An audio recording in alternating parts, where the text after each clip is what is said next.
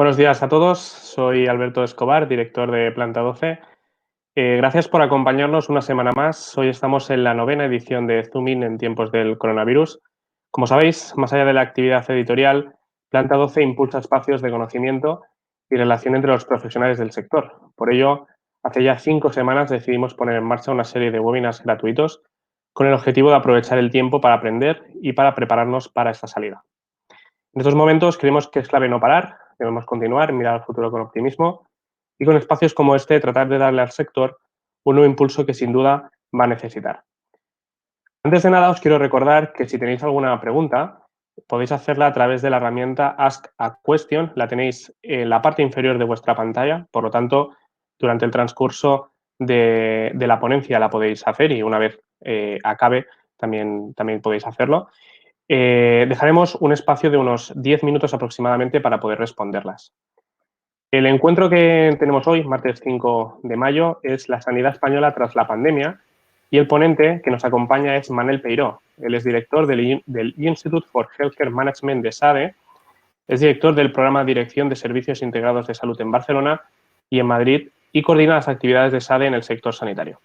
Peiró ha desarrollado su actividad profesional principalmente en el ámbito académico, pero también ha ocupado posiciones directivas en instituciones sanitarias públicas y de ámbito privado. Asesor de instituciones sanitarias públicas y privadas y en el área de servicios públicos ha trabajado como consultor para el Banco Interamericano de Desarrollo en Washington y ha colaborado con diversas empresas de consultoría especializadas en el sector de la salud. Sin más, Manel, muchísimas gracias por estar hoy con nosotros y te cedo la palabra. Gracias a vosotros. Bueno, yo querría empezar, lo que he estructurado para hoy es básicamente 3 puntos para tratar y para desarrollar y poder discutir si hay ocasión. Uno, lo que la pandemia ha puesto de manifiesto y al descubierto. Un segundo punto que sería intentar recoger las cosas buenas que han aparecido. Y un tercero y final, pues lo que habría que hacer y lo que se podría hacer. Lo que desde mi punto de vista la pandemia ha puesto de descubierto es que se trata como tal de un proceso global, pero que la respuesta que hemos dado ha sido una respuesta local. Cada país ha buscado la solución por su cuenta y en algunos ámbitos, pues incluso por regiones, ámbitos más pequeños, con una falta de coordinación global, ¿no? Los esfuerzos de la OMS, pues en este territorio han sido escasos, o han sido muchos esfuerzos, pero con escasos resultados de coordinación de una respuesta un poco más integrada a nivel global, ¿no? Esto ha puesto de manifiesto pues, que nuestro sistema sanitario, que pues, algunas voces se encargaban de señalar como el mejor sistema sanitario del mundo, pues se ha puesto un poco contra las cuerdas. Se ha puesto en una situación de crisis enorme y de gran dificultad. Yo creo que esto viene motivado por varias razones. La primera es la fragilidad de nuestra salud pública. Sin duda, como decía algunas voces también, nuestro sistema sanitario se paralizó hace 10 años. Con la crisis económica, pues los recortes han sido formidables y unos de los aspectos que se han visto muy afectados, pues sin duda han sido los de la salud pública. En segundo lugar, se trata de una enfermedad desconocida. Y una enfermedad desconocida que pues, no se sabía ni cómo diagnosticar en un inicio, ni qué tratamientos abordar. Incluso ahora, pues semanalmente, pues se están produciendo, o diariamente se están produciendo modificaciones sobre las pautas terapéuticas que se habían establecido. Se ha producido un fenómeno, sobre todo mucho más en países occidentales, no en todos, pero que ha sido una toma de decisiones muy lenta. Partamos de un principio. Hacerlo bien y tomar las decisiones correctas en una circunstancia como la de la pandemia es muy difícil. Y desde la posición donde estoy yo ahora es muy fácil poder criticar, poder señalar que es lo que se hubiera podido hacer mejor, pero cuando estás metido en la salsa, pues eso es francamente difícil. Ahora, Yo me cito a un directivo de la Organización Mundial de la Salud, Mike Ryan, que es director de programas de emergencias médicas, que tiene una trayectoria de más de 25 años, y el 13 de marzo hizo unas declaraciones que se pueden ver en YouTube, que están por todas partes, que venía a decir que todo el mundo tiene miedo a equivocarse y todos los gobiernos del mundo tienen miedo a las consecuencias de un error. Y el mayor error que destaca Ryan es precisamente no moverse, es estar paralizado por el miedo al fracaso. Entonces, muchas instituciones, muchos gobiernos lo que buscan y esperan es una seguridad para poder tomar una determinada decisión muy complicada, como por ejemplo forzar un confinamiento o decretar un estado de alarma, ¿no? Y esta seguridad no la tendremos nunca, y mientras esperamos para tomar la decisión para estar más seguros, pues van pasando cosas y entonces la epidemia o la pandemia en este caso pues es mucho más difícil de contener, ¿no? Yo creo que ha pasado una cosa que yo tengo dudas si sabemos, si estamos convencidos que tenemos un Estado que está descentralizado. El Estado español es un Estado autonómico y las autonomías tienen una capacidad de decisión y de gestión formidable.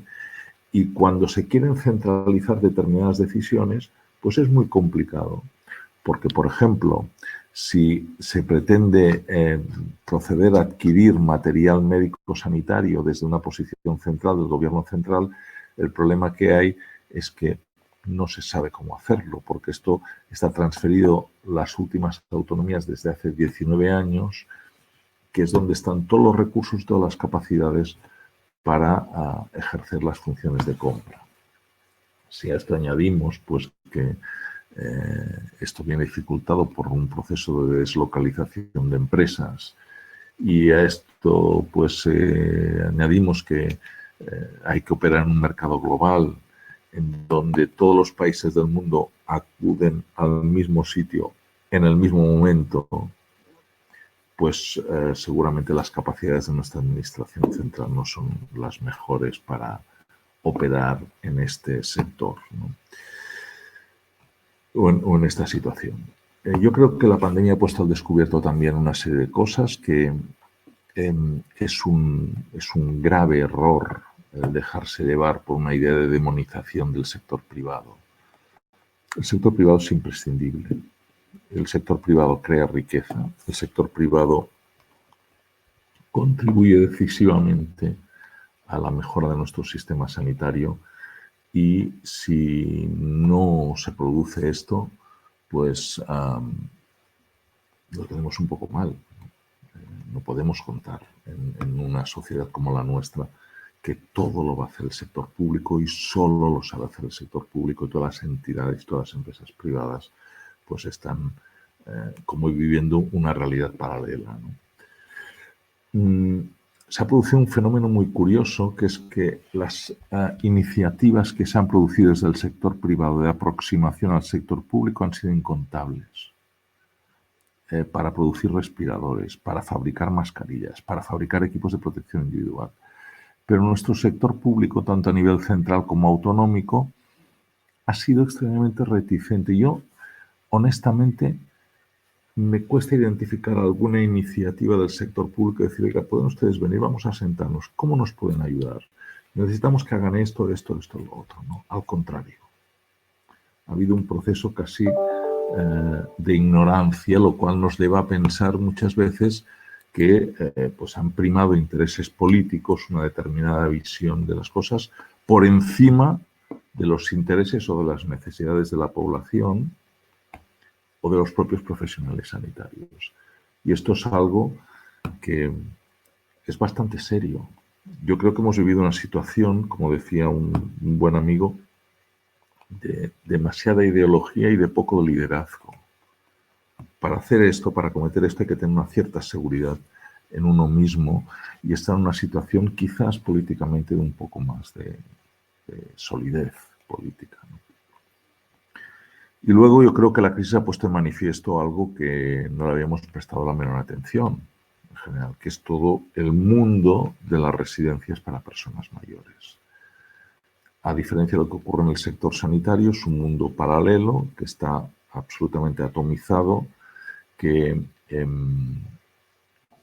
hay unos intereses económicos muy importantes, muchas compañías de ámbito privado con ánimo de lucro que pueden operar y que no está, digamos, sujeta a ningún tipo de regulación o de acreditación de unos mínimos criterios sanitarios que se muestran como necesarios, ¿no? Las residencias sanitarias, para mayores, que son un sitio donde van a vivir las personas mayores, no son centros sanitarios, pero sin duda deben tener algún nexo, alguna conexión, algo que no se ha producido con el sistema sanitario. Bueno, creo que es una lista de problemas que no pretende ser exhaustiva y más, pero al lado de eso también hay algunas cosas que han ocurrido que entiendo que son cosas que hay que poner en valor, ¿no? La primera y la más significativa, yo creo que se ha producido la exhibición de una capacidad y una generosidad, una entrega, una dedicación de nuestros profesionales sanitarios. Lo que han vivido algunos de ellos ha sido bastante complicado. Primero porque no tenían equipos de protección individualizada. En algunos sitios aún siguen con muchos déficits en este sentido. Y en segundo lugar porque el escenario en el que han vivido tenían muchas más incertidumbres que certezas en manejar unos pacientes que en ocasiones de modo imprevisto se agravaban extraordinariamente y acababan falleciendo, ¿no? Las cifras que tenemos son espeluznantes. Hemos trasladado un problema que inicialmente debería haber sido de salud pública. La barrera de contención que hemos tenido ha sido el sistema sanitario, que ha intentado frenar lo que no se había podido frenar antes. Yo creo que esto ha puesto de manifiesto también unas grandes capacidades de liderazgo clínico y científico en otro ámbito, en la búsqueda de posibles soluciones. El liderazgo clínico porque lo que hemos visto en unas estructuras que el sistema sanitario español es un sistema muy rígido, muy burocratizado, que cuesta mucho hacer alguna reforma interna, pues que en un tiempo récord se han transformado las estructuras organizativas, las tareas de los profesionales, convirtiendo áreas, por ejemplo, en unidades de cuidados intensivos. En algún caso han multiplicado por 6 la capacidad que tenían para atender a pacientes críticos. Y esto es algo que hay que poner de manifiesto, esta capacidad de innovación, esta capacidad de cooperación, esta capacidad de adaptar nuestras estructuras que se ha puesto de manifiesto, pues es algo que deberíamos ser capaces de aprovechar y utilizar en el futuro, ¿verdad? Porque yo creo que es un ejemplo fantástico que hemos vivido. Otro aspecto, yo creo, a tener muy en cuenta y aspecto muy positivo ha sido la aparición, que se ha puesto de manifiesto la existencia de la digitalización, el Big Data, la telemedicina, y esta evidencia pues se va a quedar. Porque esto ha servido para cuestionar a muchos profesionales. He tenido oportunidad de hablar con bastantes de ellos, de decir, oye, yo no sé si lo que estábamos haciendo antes de la crisis, algunas cosas han perdido sentido ahora. No sé si hay que hacer todas las cosas que hacíamos a los pacientes o podemos hacerlo de otra manera. Y ahí, sin ninguna duda, toda la esfera de la digitalización de la telemedicina, del e-health, del Internet of Things, de la inteligencia artificial, pues va a tener que jugar un papel formidable. Y eso, que exige mucha flexibilidad, pues choca con un sistema que en demasiadas ocasiones es demasiado rígido y está, desde mi punto de vista y en mi opinión, excesivamente burocratizado. Un aspecto que yo creo que también hay que poner de manifiesto es que para nuestros conciudadanos, para nosotros mismos, se ha puesto en valor la salud y el sistema sanitario.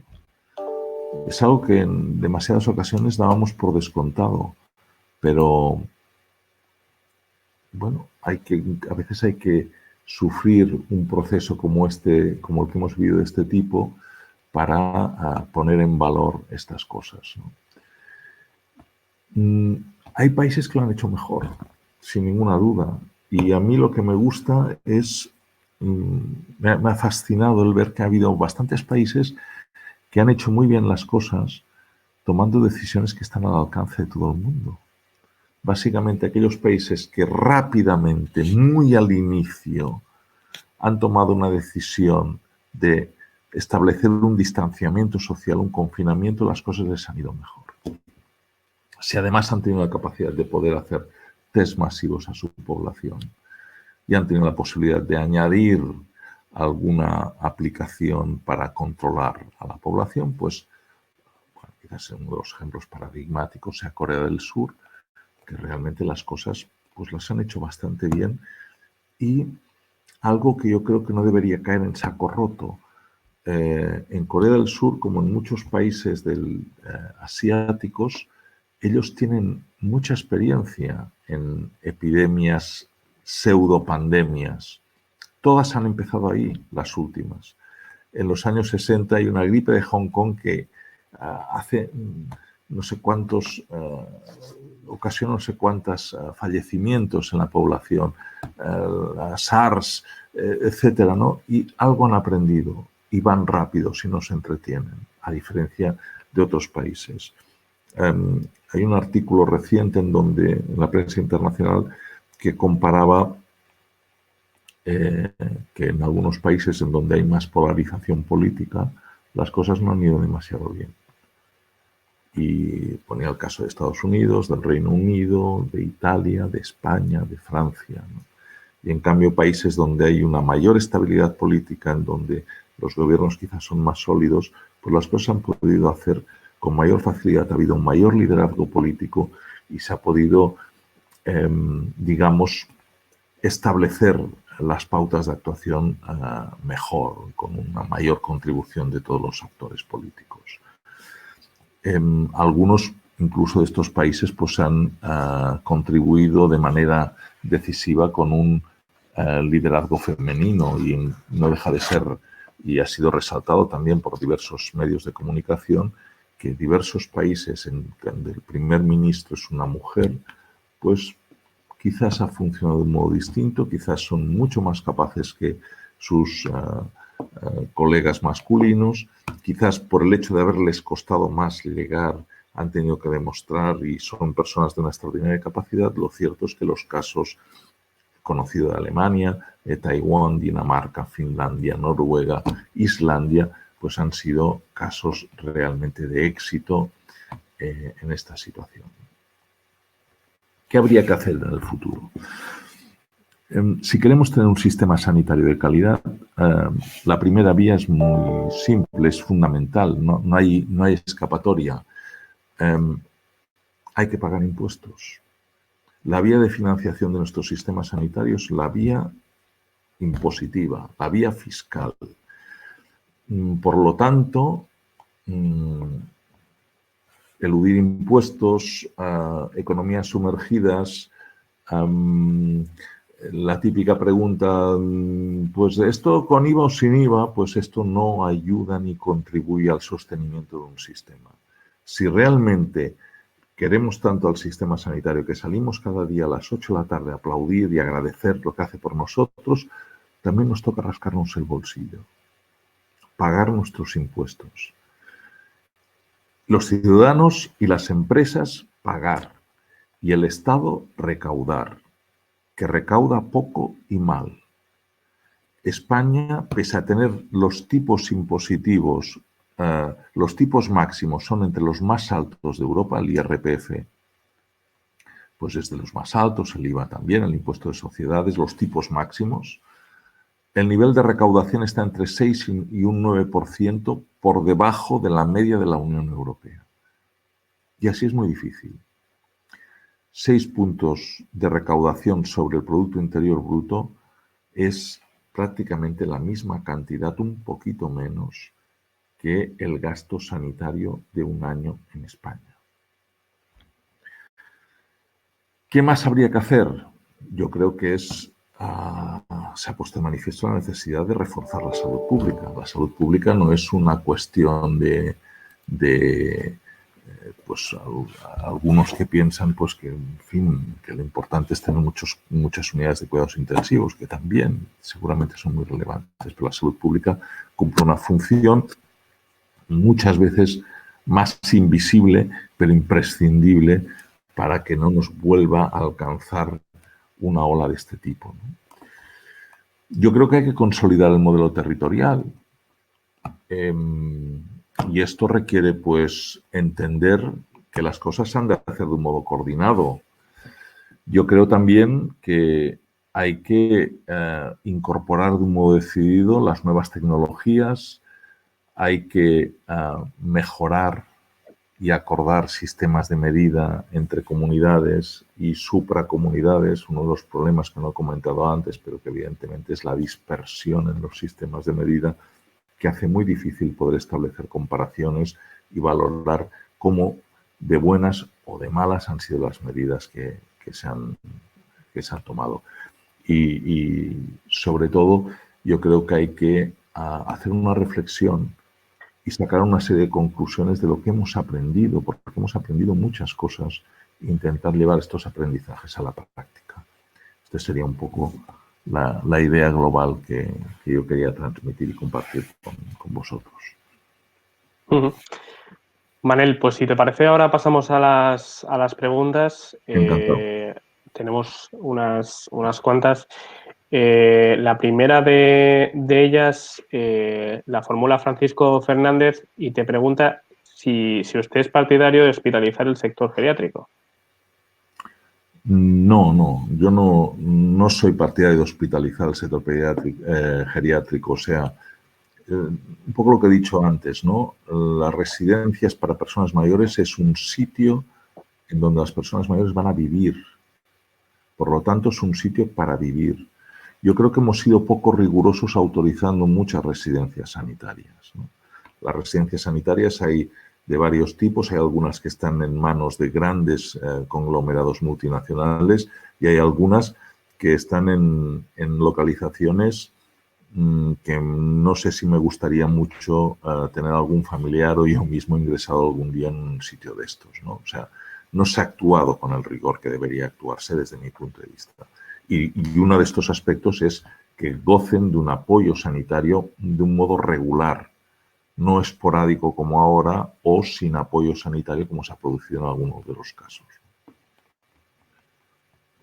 Otra de las preguntas que formulan, en este caso la hace Rocío, pregunta qué papel tienen las asociaciones del sector privado, pone el ejemplo de ASPE, en elaboración de las normas protocolo paciente en fase de desconfinamiento.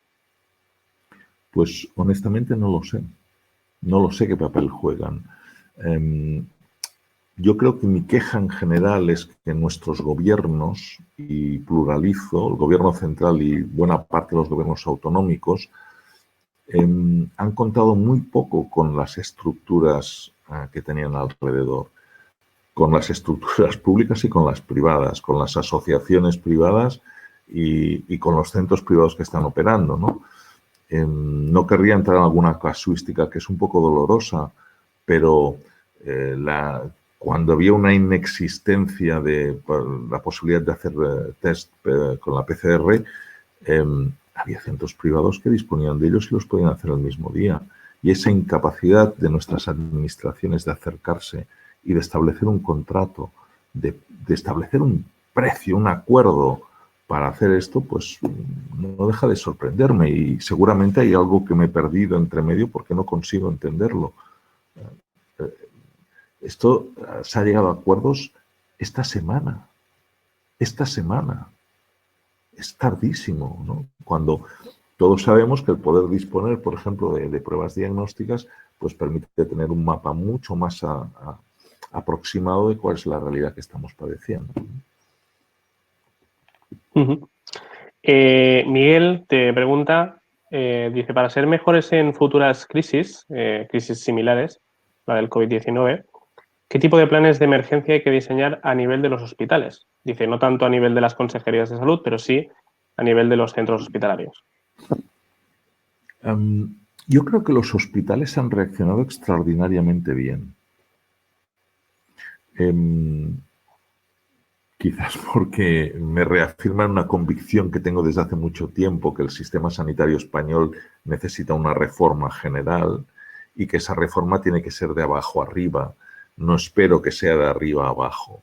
Cuesta mucho que sea de arriba a abajo. En cambio, los profesionales nos han marcado un camino extraordinario. Y me reitero en algo que he explicado antes, cómo han sido capaces de transformar los hospitales. Tienen unos efectos secundarios evidentes. Hemos dejado de atender los pacientes, digamos, normales, para decirlo de algún modo, ¿no? Los que tenían sus patologías. Hospitales universitarios de gran dimensión se han convertido en hospitales COVID-19. Solo han visto pacientes, han paralizado cualquier otra actividad, cualquier otro tipo de cirugía. Los quirófanos se han convertido en cuidados intensivos. Es decir, yo creo que una de las cosas que podemos estar muy contentos como sociedad es ver que hay unos profesionales con una capacidad de adaptarse. El problema no creo que sean los profesionales en los hospitales. El problema es que hay que reforzar nuestra salud pública, hay que reforzar nuestra educación sanitaria, hay que flexibilizar la toma de decisiones, el introducir un cierto coraje, el que cuando estás en sitios de responsabilidad hay que entender un poco qué es lo que ocurre, porque a veces uno tiene la impresión en algunos ámbitos que las personas que están al cargo, pues mire, porque están allí, pues porque les tocaba, pero que su conocimiento sobre la realidad es nulo, ¿no? Y la realidad no es el ponerse delante de una cámara, de una rueda de prensa diaria o quincenal o semanal o lo que sea, sino es torear con los pequeños detalles que son tan importantes en una situación como esta. Uh-huh. Esther te pregunta qué recomendaría en materia de inversión gasto sanitario para hacer frente a los retos post-COVID. Ella pregunta, dice, ¿seguimos creando camas hospitalarias o residenciales o promovemos un modelo de cuidados domiciliario, avanzado, digital e integrado? ¿Cómo acaba la pregunta? ¿Cómo se transita de un modelo a otro? Esa es la enorme dificultad, ¿no? Yo creo que vamos a vivir una transformación. La transformación pasa por dos grandes ámbitos. Uno es la tecnología diagnóstica y terapéutica, que es una tecnología cada vez más sofisticada, cada vez menos invasiva. Y luego todas las tecnologías de información, todo lo que es digitalización, inteligencia artificial, etcétera, telemedicina, ¿no? Y esto produce dos efectos. Uno, que lo que hoy conocemos como hospitales, las camas hospitalarias tienen menos relevancia porque afortunadamente pues, se pueden hacer muchos más procedimientos que los enfermos se pueden ir rápidamente a su casa, cirugía mayor ambulatoria, acciones intervencionistas que requieren hospitalizaciones muy cortas. Y por otro lado, nos favorece el poder establecer controles de atención domiciliaria mucho mejor. Como ya hay experiencias en muchos sitios del mundo, yo creo que el futuro tiene que pasar por aquí, ¿no? Ahora, lo que sí que es cierto es que si queremos un sistema sanitario de calidad hay que meter más dinero. Nosotros hemos ido cortando del jamón y estamos en el hueso. Los profesionales sanitarios españoles son los peor pagados de toda la Unión Europea, incluyendo Grecia y Portugal. Entonces, la reflexión también pasa por aquí. Quienes nos han aguantado y han sostenido y han evitado que se muriera más gente al final y han recuperado a muchísimas personas y los han tratado de maravilla porque salen encantados los que han podido salir por su propio pie, son gente muy mal retribuida. España no se caracteriza por cuidar su sector público. yo creo que hay que ser muy exigente con el sector público, hay que ser muy exigente con la manera como nos gastamos el dinero. Siempre explico una cosa que quizás es fuera de lugar, pero vemos que nuestros representantes políticos dedican muchos días discutiendo la aprobación de un presupuesto general del Estado o de la comunidad autónoma correspondiente, pero yo no he sabido detectar que destinen un solo día a discutir cómo se han gastado el dinero de los presupuestos. Entonces, esto me parece un elemento muy relevante para decir, oiga, tenemos que ser muy cautelosos y hay que gastar el dinero lo que hay que gastar en las prioridades que establezcamos, ¿no? Y gastarlo bien. Pues, Manel, nos quedamos con esa última reflexión. Lo tenemos que dejar aquí. Creo que has dejado comentarios muy importantes sobre lo que nos depara para el sector en general. Nada, darte las gracias por tu tiempo. Recordaros que con el mismo link con el que os habéis inscrito al webinar de hoy lo podréis ver en una grabación que estará disponible en breves minutos. Igualmente, mi compañero Mauricio os pondrá el enlace en el chat para que así lo podáis ver. Nada, quiero recordaros que este jueves, 7 de mayo, también a la misma hora, a la 1:30, tenemos otra ponencia, en este caso con Uriol Fuertes. Él es cofundador y consejero delegado de Cuida. Y el tema que abordaremos será la atención sanitaria y social integrada, el nuevo normal tras la crisis. Gracias una vez más por acompañarnos a todos vosotros, a ti también, Manel. Y nada, que tengáis una feliz tarde. Muchísimas gracias. Muchas gracias.